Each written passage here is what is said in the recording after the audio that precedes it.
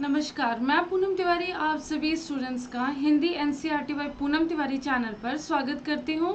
आप सभी का अभिनंदन करती हूँ, वंदन करती हूँ। उम्मीद करती हूँ कि आप सभी की पढ़ाई बहुत अच्छे तरीके से चल रही होगी। और आज हम पढ़ने वाले हैं व्यंजन संधि।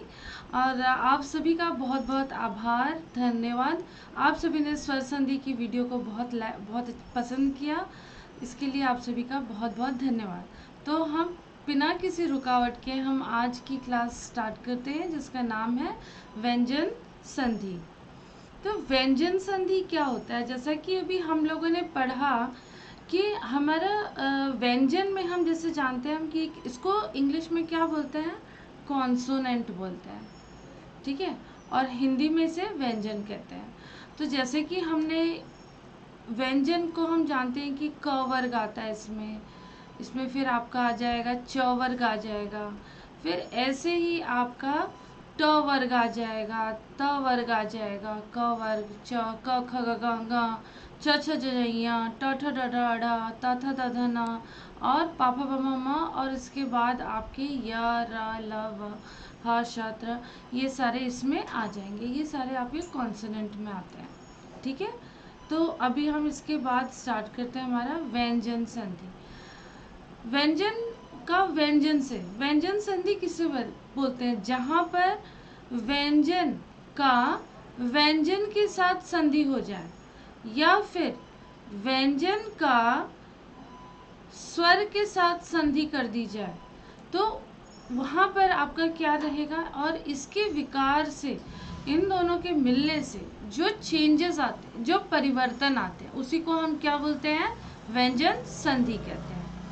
जैसे वाक धन ईश, क्या बना? वागीश। तो यहाँ पर देखो आप, क है यहाँ पर, ये क्या है? व्यंजन। और बड़ी ई स्वर है, तो व्यंजन का स्वर के साथ कॉम्बिनेशन हुआ, दोनों की संधि हुई, तो यहाँ पर क्या बना? आपका वागीश बना, है ना। जगत धन नाथ, तो जगत ये आपका व्यंजन है, और नाथ, न का यहाँ पर स्टार्टिंग नाथ, नाथ में हम क्या लेंगे बताओ? ना का अगर हम वर्ण विच्छेद करते हैं तो ये ऐसे होता है, तो यहाँ पर हम न लेंगे, पहला वर्ण लेते हैं ना, पर पद का पहला वर्ण लेते हैं और पूर्व पद का अंतिम पद। तो ये हमने त लिया, और पर पद का पहला वर्ण, तो यहाँ पर क्या है? वो न, दोनों के मिलने से क्या बना? न बना। तो ये क्या था? व्यंजन का यहाँ पर व्यंजन से संधि हुआ। जबकि ये वाले उदाहरण में हमने देखा कि व्यंजन का स्वर के साथ संधि हुआ, ठीक है। तो ये व्यंजन संधि इसे कहते हैं। लेकिन अगर हम देखें स्वर संधि में, स्वर संधि में हमेशा स्वर का स्वर के साथ ही संधि होगा, स्वर का व्यंजन के साथ नहीं होगा, ठीक है। अब देखते हैं यहाँ पर, जब हम व्यंजन संधि पढ़ते हैं ना, तो उसमें नियम होते हैं, व्यंजन के नियम होते हैं, हमें उन्हें फॉलो करना पड़ता है। तो इसे आप समझो, ठीक है। इसे याद मत करो, इसे आपको समझना है। जब आप समझ लोगे तो आप बहुत इजीली इसको संधि विच्छेद करिए, और फिर आप पता करिए कि इसमें कौन सी संधि है, व्यंजन संधि में भी कौन सा वाला नियम इसमें लगा हुआ है, ठीक है। तो पहला नियम कहता है कि यदि प्रथम शब्द के अंतिम वर्ण की जो ध्वनि है वह किसी भी वर्ण का पहला वर्ण हो, तथा द्वितीय शब्द का पहला वर्ण घोष हो, अर्थात किसी भी वर्ण का तीसरा, चौथा या पांचवा य, र, ल, व या कोई स्वर हो, तो पहला वर्ण अपने वर्ग के तीसरे वर्ण में बदल जाता है। अब इसको और क्लैरिटी से हम पढ़ेंगे। समझिए, यहाँ पर क वर्ग है, ये च वर्ग है, ये ट वर्ग है, ये त वर्ग है, और ये आपका क्या है? प वर्ग है, ठीक है। तो क वर्ग में जब आप व्यंजन लिखोगे तो उसको कैसे लिखते हो? ये क वर्ग का इधर आ जाएगा, तो आप इसे कैसे लिखेंगे? क, ख, ग, घ, अंगा, है ना। फिर आप यहाँ पर लिखोगे च, छ, ज, झ, य। फिर इसको आप लिखते हो ट, ठ, ड, ढ और अड़ा। फिर यहाँ पर त, थ, द, ध और न लिख दिया आपने यहाँ पर। फिर यहाँ पर आप क्या लिखोगे? प, फ, ब, भ और म। अभी यहाँ पर ये क्या कह रहा है, ये नियम क्या कहता है कि क वर्ग हो, च वर्ग हो, ट वर्ग हो, त वर्ग हो या फिर आपका प वर्ग हो। यहाँ पर क्या होता है, जब और इसके साथ में अगर ये तीसरा वाला वर्ण आ जाए, कौन सा वाला वर्ण आ जाए? ये कहता है कि अगर इसके साथ में ये तीसरा वाला वर्ण आ जाए, ठीक है, यहाँ पर ये तीसरा वर्ण अगर आ जाता है या फिर य, र, ल, व और ह आ जाए, ठीक है, ये आधे आधे ये आ जाए तो ठीक है, मैं इसको और अच्छे से लिख देती हूँ। यहाँ पर ये आ जाए य, र, ल, व या फिर ह आ जाए या फिर कोई भी स्वर आ जाए, कोई भी स्वर आ जाए। तो नियम क्या कर रहा है कि क वर्ग, च वर्ग, ट वर्ग या फिर त, प वर्ग का तीसरा वर्ण आ जाए। पहला कंडीशन ये, सेकंड कंडीशन कि य, र, ल, व, ह आ जाए या फिर थर्ड कंडीशन कि कोई भी स्वर आ जाए, ठीक है। तो जो भी वर्ण रहेगा वो अपने ही वर्ग के तीसरे वाले वर्ण में क्या हो जाएगा? चेंज हो जाएगा, ठीक है। क्लियर है इतना? अपने ही वर्ग के तीसरे वाले वर्ण में क्या हो जाएगा? चेंज हो जाएगा। क्लियर है इतना? ओके, अभी हम लोग इसका एग्जाम्पल देखते हैं। तो क्या हो जाएगा? ये क से ग हो जाएगा, च से ज हो जाएगा, प से क्या हो जाएगा? ब हो जाएगा और त से द हो जाएगा। क्लियर है? अब देखो क से ग में क जो है वो किससे बदल जाएगा? ग में। च जो है वो ज में बदल जाएगा, ट ड में बदल जाएगा, त द में बदल जाएगा। ये इसी के वर्ग में आता है ना। अगर आप लिखोगे प, फ, ब, भ, म, है ना, तो इसी वर्ग के इस वाले में कन्वर्ट ये हो जाता है। क्लियर है इतना? अभी देखो नेक्स्ट हम बढ़ते हैं इसके उदाहरण के। अब क से जो ग बनेगा, जैसे दिग्गज, अगर आप इसका संधि विच्छेद करते हो तो क्या होता है? दिक धन गज। तो यहाँ पर आपका क आया। पहले पूर्व पद का अंतिम वर्ण क्या है? क है। अभी ये क के बाद जो पर पद है आपका, इसका पहला वाला वर्ण क्या है? ग है ना यहाँ पर ग। तो ये ग क्या हो जाएगा? क ग में बदल जाएगा। तो यहाँ पर देखो आप क्या हो गया? क किस में चेंज हो गया? ग में चेंज हो गया। ऐसे ही ऋग्वेद, ऋग्वेद को जब हम इसका संधि विच्छेद करते हैं तो क्या बनता है? ऋग धन वेद। तो ये जो क है ये क्या है? प्रथम पद यानी या फिर पूर्व पद का अंतिम वर्ण क है। पर पद का पहला वर्ण क्या है? व है ना। अब क और व, ये वाला जो क है ये किस में कन्वर्ट हो रहा है? देखो ग में कन्वर्ट हो रहा है। ऐसे ही दिग्दर्शन, दिग्दर्शन का अगर आप संधि विच्छेद करोगे तो क्या होगा? दिक धन दर्शन। अब ये क किस में चेंज हो जाएगा? ये चेंज होगा, ये किस में बदलेगा? ग में बदलेगा। वागीश, वागीश को जब आप संधि विच्छेद करोगे वाक धनिश, तो क, यहाँ पर क आ रहा है। ये देखो अभी यहाँ पर क्या मिल रहा है? ये आपका व्यंजन है और ये आपका क्या है? स्वर है। ई है तो ई को हम एज इट इज लेते हैं, लेकिन हम लोगों ने इस वाले एग्जाम्पल में द एज इट इज क्यों नहीं लिया? क्योंकि जो द है ये कैसे बना है? द और अ के मिलने से, मतलब व्यंजन को स्वर से मिलने पर ये आपका द बना है। ये इसलिए हम यहाँ पर कौन सा वर्ण लेंगे? आधा द लेंगे, है ना। पहला वर्ण यही वाला है ना, पर पद का पहला वर्ण क्या है? द होगा, तो हम इसलिए हमने इसको यहाँ पर आधा द लिया। अब यहाँ पर क्या है? और यहाँ पर ई हम पूरा क्यों ले रहे हैं? क्योंकि ई तो अपने आप में स्वर है, तो इसको हम एज इट इज लेंगे। तो क और ई मिलके क्या बनेगा? वागीश बनेगा, इसलिए यहाँ पर बड़ी की मात्रा है। दिगंबर, तो जब दिगंबर को हम वर्ण विच्छेद करेंगे तो क्या हो जाएगा? दिक धन अंबर, क यहाँ पर आया और ये आ गया, स्वर आ गया, ये दोनों मिलके क्या बने? क और अ बन गया, क बन गया, जो कि क किस में चेंज हो गया? अपने ही वर्ण वर्ग के तीसरे वर्ण में बदल गया, क ग में बदल गया। अब ऐसा ही च, अगर हम च वर्ग को लिखते हैं तो च, छ, ज, झ और इया होता है। अभी यही च किस में बदल जाएगा? ज में बदल जाएगा। कब? जब च पूर्व पद के अंतिम वर्ण में हो, ठीक है। तो जब वो उसका वर्ड बनेगा, जब एक यही शब्द मिलके, ये पहला वाला शब्द, पहला वर्ण, पहला शब्द और दूसरा शब्द मिलके जब किसी नए शब्द का निर्माण करते हैं, तब यहाँ पर च है, तो नियम कहता है कि ये च किस में बदल जाएगा? ये बदल जाएगा आपका ज में।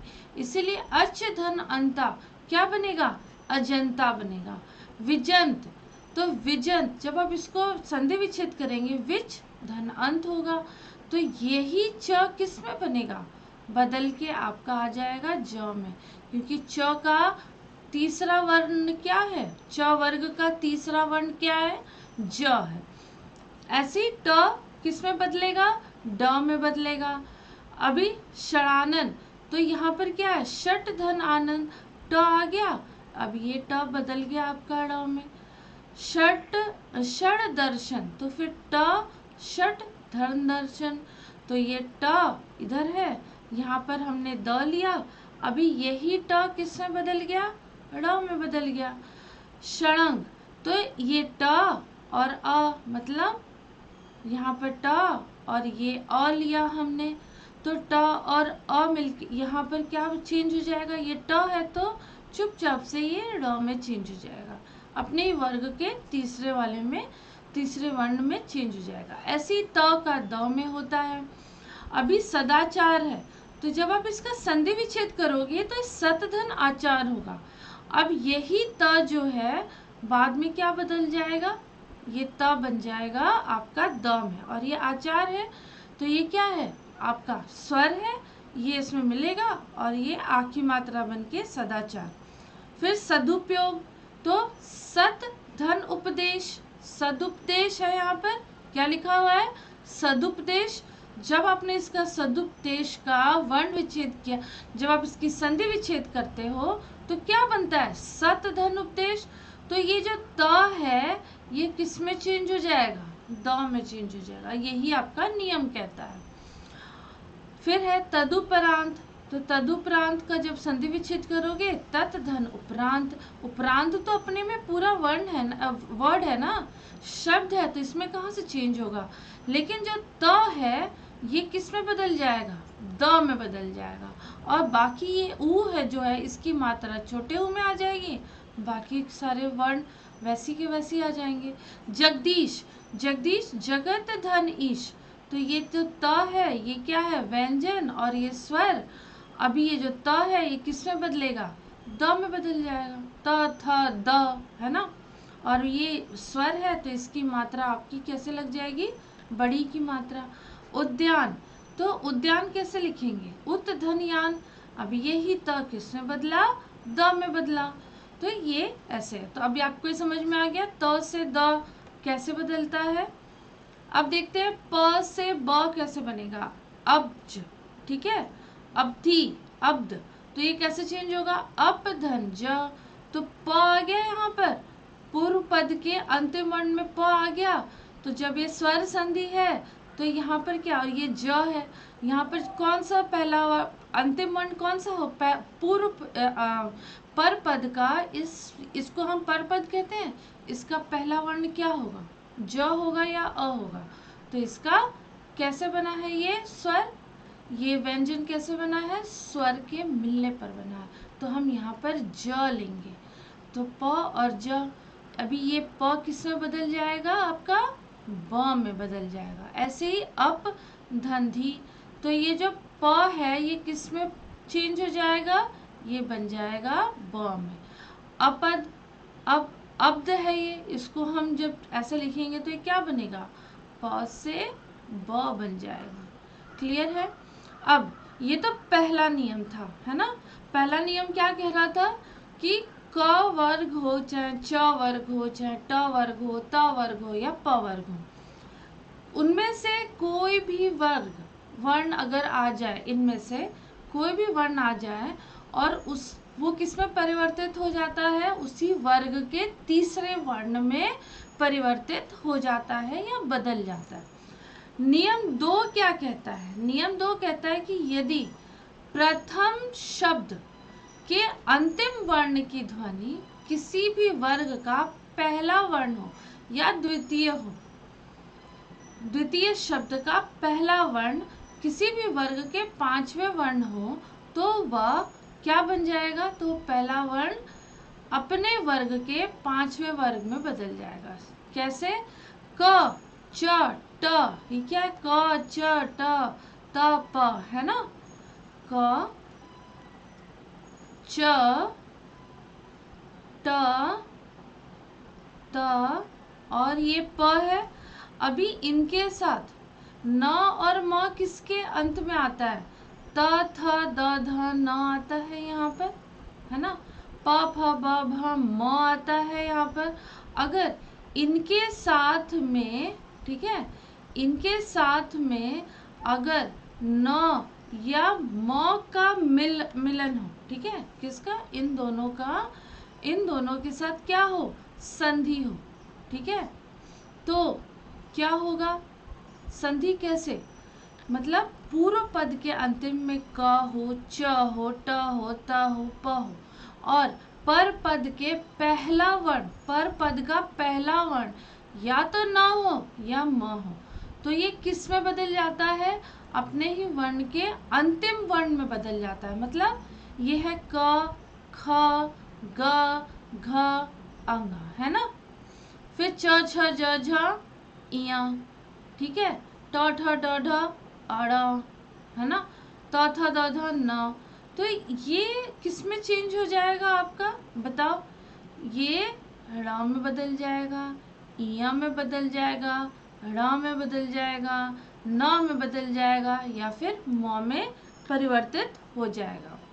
ठीक है, कब, जब क च क वर्ण, च वर्ण, ट वर्ण, त वर्ग या प वर्ग के साथ में न या म मिलेंगे, तो ये सारे जो वर्ण हैं अपने ही वर्ग के अंतिम वाले वर्ण में क्या होते हैं, परिवर्तित हो जाते हैं। क्लियर है, समझ में आया। तो इसको भी हम देखते हैं, क कैसे ड़ में बनेगा, वाग्मय, ठीक है, तो ये किस में चेंज हुआ है, क, अब क के साथ में म आ गया है, यही कह रहा है ना, म या न आ जाए, तो यहाँ म आ गया, तो क अपने ही वर्ण के अंतिम वर्ण में चेंज हो जाएगा। अब यहाँ पर दिक धन नाथ है, तो ये क आ गया और यहाँ पर क्या है, न आ गया है, ये वाला आया ना, तो ये क किस में चेंज हो जाएगा, ड़ में चेंज हो जाएगा। बस इतनी सी बात है। अब ट ड़ में कैसे चेंज होगा, षण मास है यहाँ पर, तो इधर पे क्या है, षट मास, तो ये ट जो है ये किस में चेंज हो जाएगा, यहाँ पर क्या आ गया, म आ गया, है ना।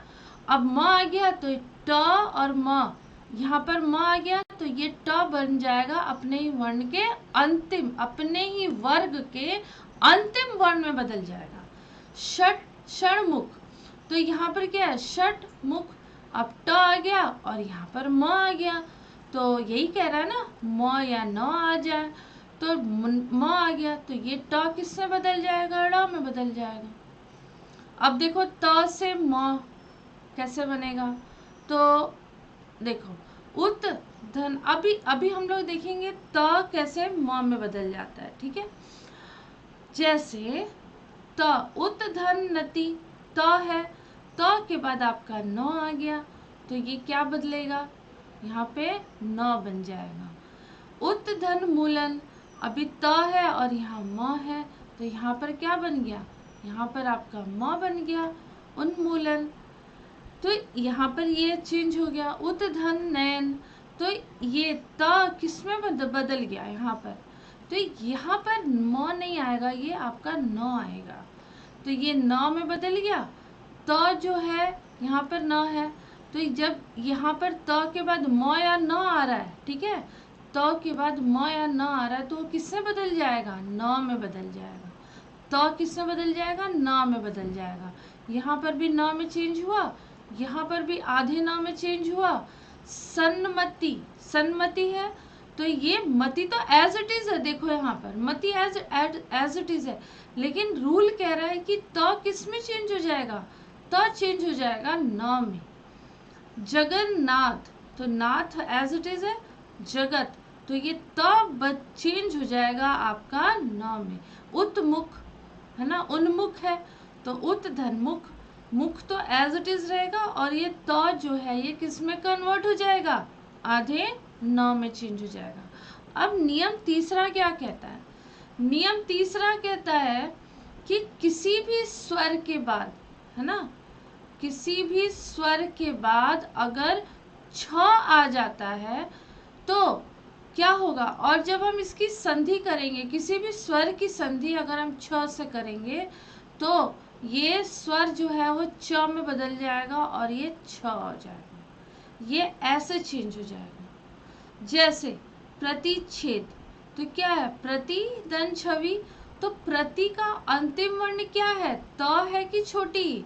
अब ये त कैसे बना है, त और ई से बना है, ठीक है, ये प्र है, छोटी ई त और छोटी ई, तो इस वर्ण का, इस वर्ण, इस शब्द का अंतिम वर्ण क्या हुआ, ई हुआ, है ना, इसका ई हुआ, और ये छ, तो यहाँ पर छ ले लिया हमने। अभी ई प्लस ये कैसे चेंज हो जाएगा, आधा छ और छ में बदल जाएगा, ठीक है। ये ई किस में चेंज हो जाएगा, च में, आधे च में चेंज हो जाएगा। फिर परिच्छेद, देखो यहाँ पर, तो ये क्या है, परि धन छेद, परि में क्या है अंतिम वर्ण, छोटी ई, और ये छ, तो ये किस में बदल गया, ऐसे बदल गया। आच्छादित, तो यहाँ पर भी ये है, तो आ धन आच्छादित, तो ये स्वर है, तो ये तो हम एज इट इज ही लेंगे, है ना, और ये छ लेंगे हम, ये किससे बदल जाएगा, छ में बदल जाएगा। छत्र छाया, तो यहाँ पर क्या है, तो यहाँ पर आपका क्या है, देखो यहाँ पर परिवर्तन हुआ है, तो छत्र और छाया, त्र और यहाँ पर आपका छ मिला। विच्छेद, तो वी में कौन सी मात्रा है, छोटी की मात्रा है, और ये छ, ये मिलके क्या बना, ये बन गया। आया समझ में। तो आपका नियम नंबर 3 कहता है कि स्वर, कोई भी स्वर हो, कोई भी स्वर हो, अगर उसका संधि छ से होता है, च के बाद छ से होता है, तो वो क्या बन जाता है, च छ बन जाता है, ठीक है।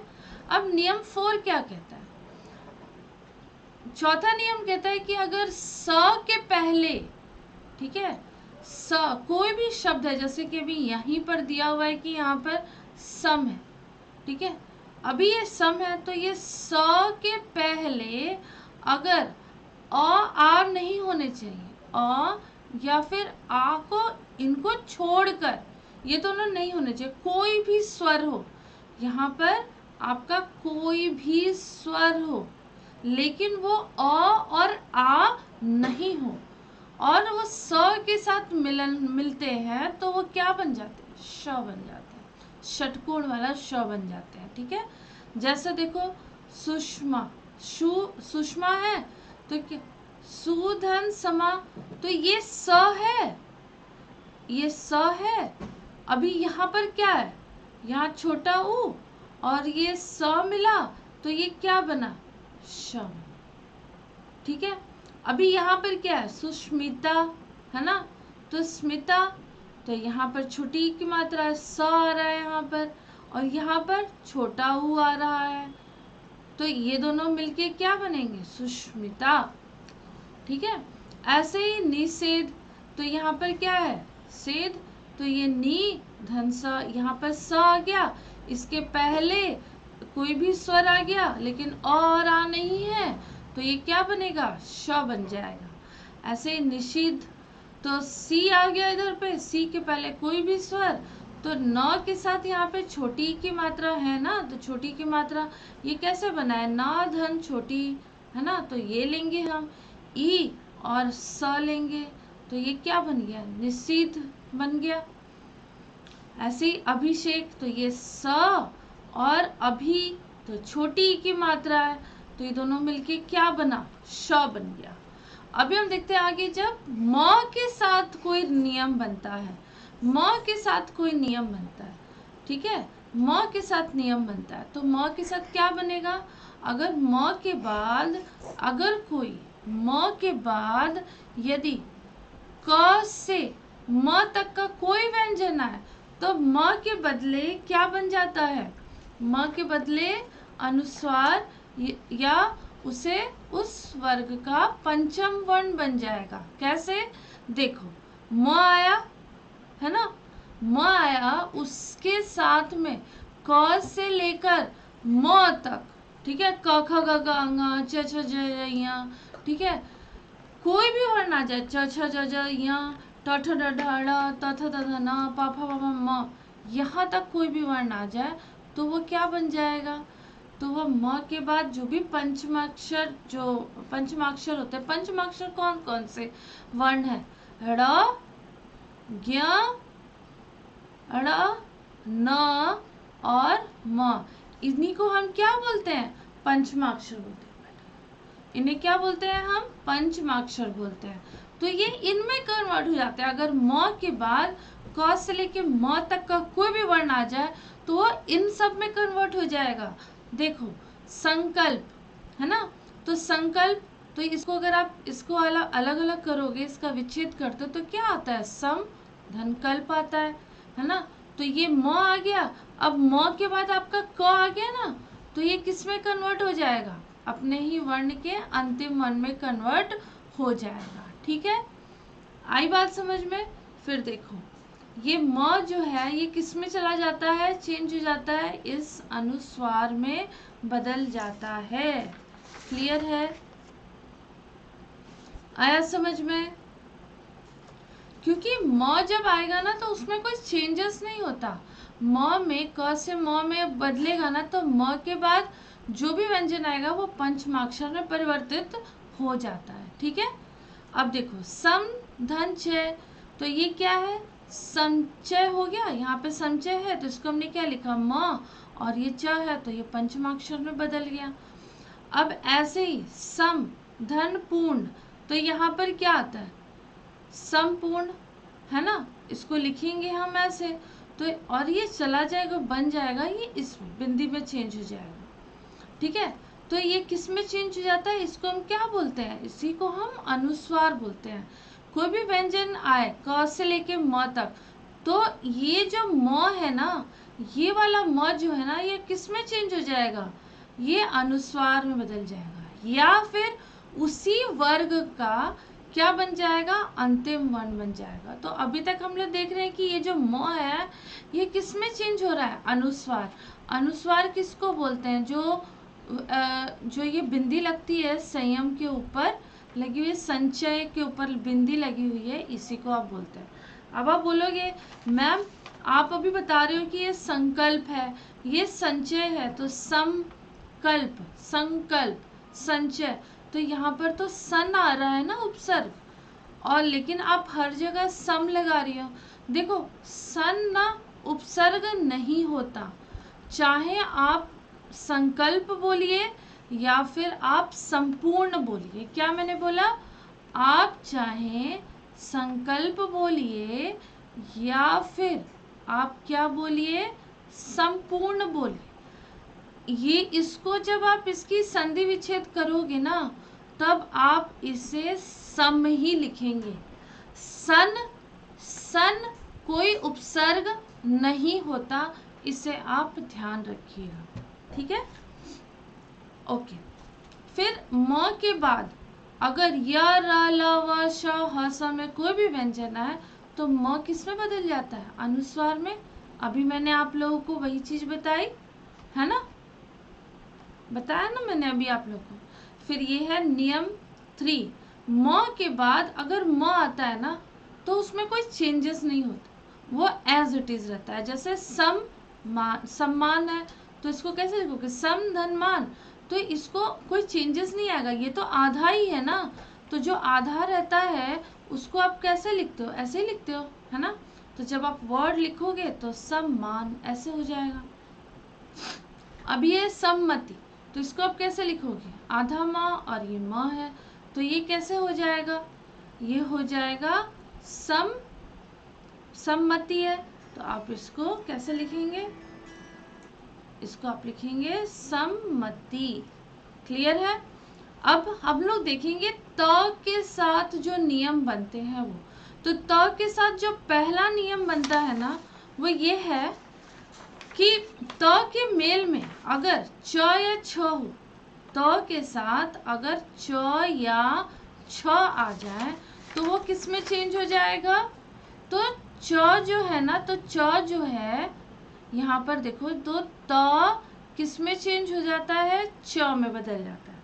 त के साथ अगर च या ये आ जाए, जैसे कि देखो आप यहाँ पर उच्चारण है तो उत धनचारण, तो त आता है, त के बाद अगर च आता है तो ये त किस में चेंज हो जाएगा, च में चेंज हो जाएगा।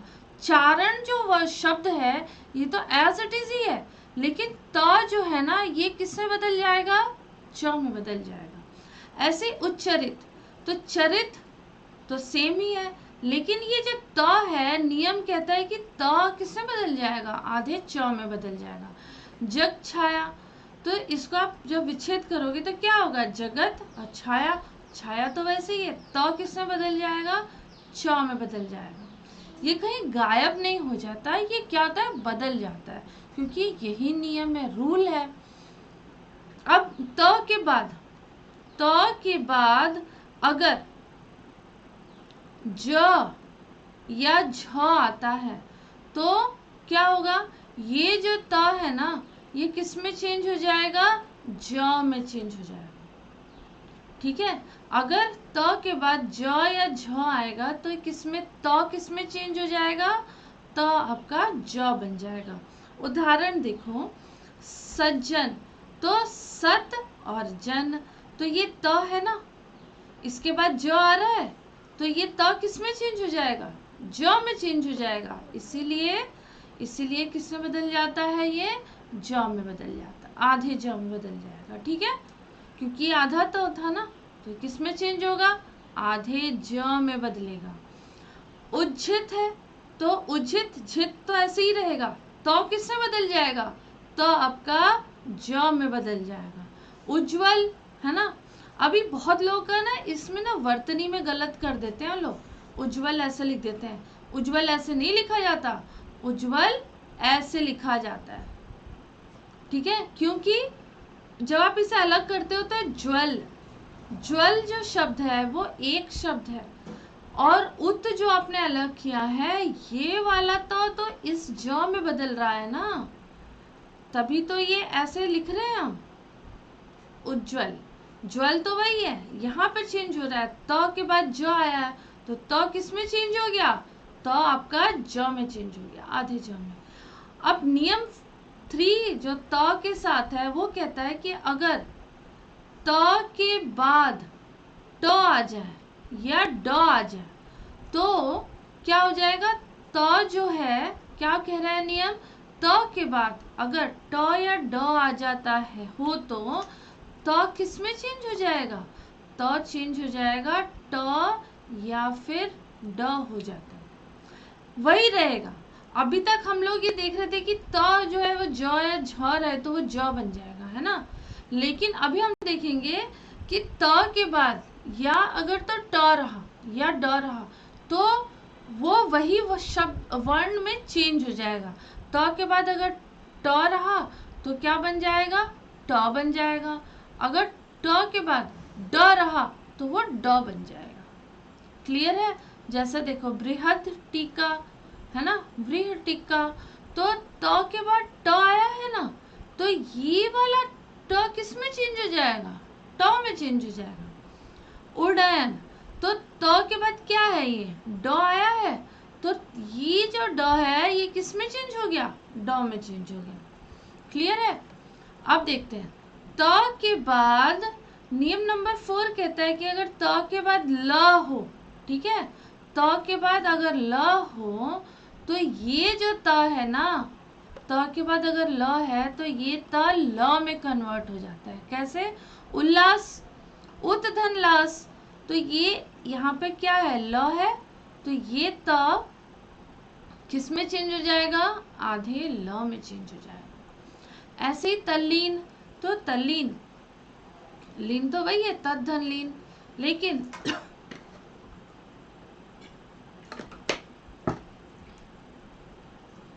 ये जो त है ना ये आधे ल में चेंज हो जाएगा।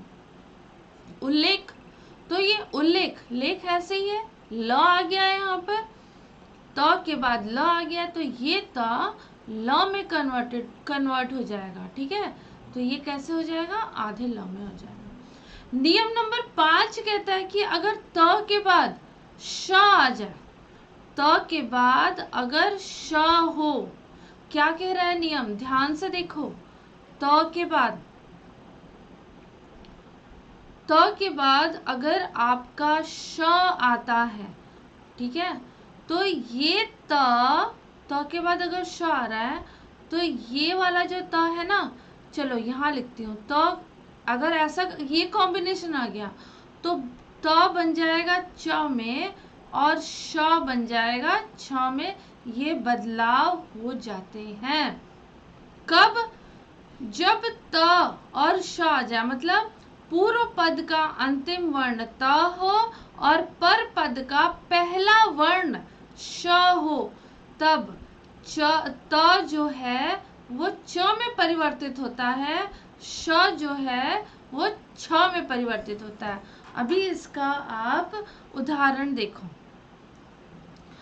उच्छ्वास है, ठीक है, इसको जब आपने इसका संधि विच्छेद किया तो उत्धन श्वास, त और श आ गया, त और श आ गया, है ना, आधा श आ गया। तो जब ये कॉम्बिनेशन आ जाता है तो ये त बन जाता है छ में, क्योंकि आधा है ना च, और ये श बन जाता है आपका छ में। आया समझ में।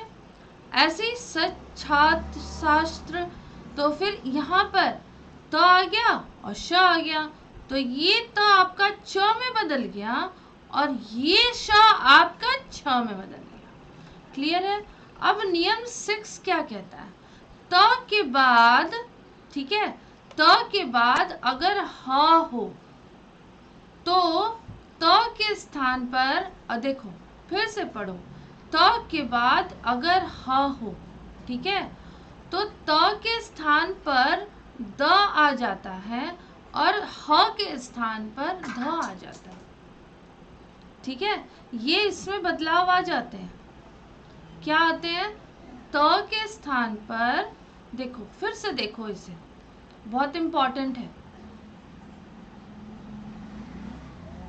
तो मैंने आप लोगों को बताया कि नियम नंबर 6 कहता है त वाला कि अगर त के बाद ह आ जाए, ठीक है, त के बाद अगर ह आता है मतलब पूर्व पद का अंतिम वर्ण त हो और पर पद का पहला वर्ण ह हो, तो त किस में चेंज हो जाएगा, त द में चेंज हो जाएगा, और ह जो है ये किस में चेंज हो जाएगा, ध में चेंज हो जाएगा। जैसे तद्धित, तो इसका जब आपने जब इसकी संधि विच्छेद की तो ये क्या हुआ, तद्धनित, तो ये त है, ये ह है ना, तो ये वाला त आपका द में बदला और ये वाला ह आपका ध में बदल गया।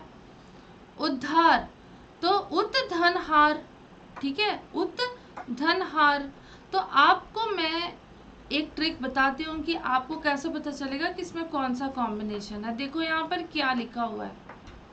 अब आप शब्द को जब तोड़ोगे तो कैसे पढ़ोगे? उद्धार, तो जो यहाँ पर चेंजेस है वो यहाँ पर है, तो फिर आप इसको कैसे लिखते हो? उत धनहार। अभी आप देखो कि यहाँ पर चेंजेस हो रहे हैं, है ना, यहीं पर हो रहे हैं ना। ध, तो ध किस में बदल रहा है? ह में, और द त में, है ना। उद्धनहार जब मिलेगा तो त द में बदल जाएगा, ह ध में बदल जाएगा। उद्धत, तो इसको आप कैसे लिखोगे? उत धनहत, तो त बदला द में, ह बदला ध में। तो उम्मीद करती हूँ कि आप लोग को ये क्लास पसंद आई होगी। बहुत जल्द मैं आप लोग को इसके ट्रिक्स की एक शॉर्ट वीडियो बना दूंगी, स्वर संधि का भी और व्यंजन संधि का भी। अगले वीडियो के लिए वेट करिए, जहाँ पर मैं आप लोगों को विसर्ग संधि का भी, बहुत छोटा सा टॉपिक है, बहुत इजी टॉपिक है, आप लोग के लिए बहुत जल्द लेकर आऊँगी। तब तक हमारे चैनल के साथ बने रहिए और क्लास को अच्छे से समझने के लिए उसे 2x पर मत देखिए, उसे आपको देखना है 1x पर। अच्छे से समझिए, एग्ज़ाम हो तो 2x पर देखो। टिल देन फिर मिलते हैं अगले वीडियो में। Till then take care, have a great day. हंसते रहिए, मुस्कुराते रहिए, खिलखिलाते रहिए, पढ़ते रहिए, मुझसे पढ़वाते रहिए। और अगर आप लोगों को कोई टॉपिक पढ़ना है तो मुझे कमेंट बॉक्स में कमेंट करके बता दीजिए कि मैम इसके ऊपर एक वीडियो बना दीजिए। आपका जैसी टॉपिक मुझे मिलेगा, हिंदी के ग्रामर का हो, हिंदी के किसी चैप्टर का हो, मैं उसकी वीडियो आप लोग के सामने लेकर बहुत जल्दी से आ जाऊँगी। Thank you so much.